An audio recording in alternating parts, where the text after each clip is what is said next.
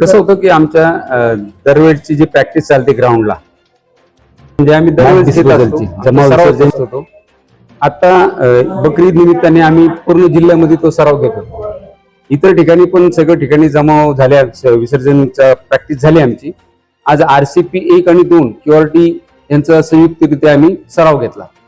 सराव घेत असताना प्रत्येक स्टेपला आम्ही त्यांना कसं पुढची कारवाई काय असं करत असताना गॅस सेक्शनचा जे वापर असतो त्या कारवाईपर्यंत पोहोचल्यानंतर त्यांना दाखवत होतं की गॅस जे आमचा प्लास्टिकचा एक सेल असतो, ग्रेनेड असतो, तो सेल आणि ग्रेनेड कसं फोडायचं हे प्रात्यक्षिक दाखवत असताना संबंधित जवानाकडनं पिन काढली गेली आणि ती लिव्हर पट्टी चुकून त्याच्या हाताकडनं सुटली, जेणेकरून लिव्हर पट्टी सुटल्यावर तो ब्लास्ट होतो, फेकल्यानंतर थ्रो केल्यानंतर तो ब्लास्ट होतो आणि चुकून त्याच्याकडनं सुटली आणि ते त्याच्या हातात ब्लास्ट झाल्यानंतर त्याला करंगळीला मार लागला. ह्या करंगळी मधला जॉईंट जे आहे तो जॉईंट निसटला आहे आणि त्याच्यावर केबल वायर केवाय करून ऑपरेट करणारे अधिकारी, बाकीचे 2 जण त्याचे शेजारी होते, ते किरकोळ जखमी झालेले आहेत. साधारणतः किती कर्मचारी जखमी झाले?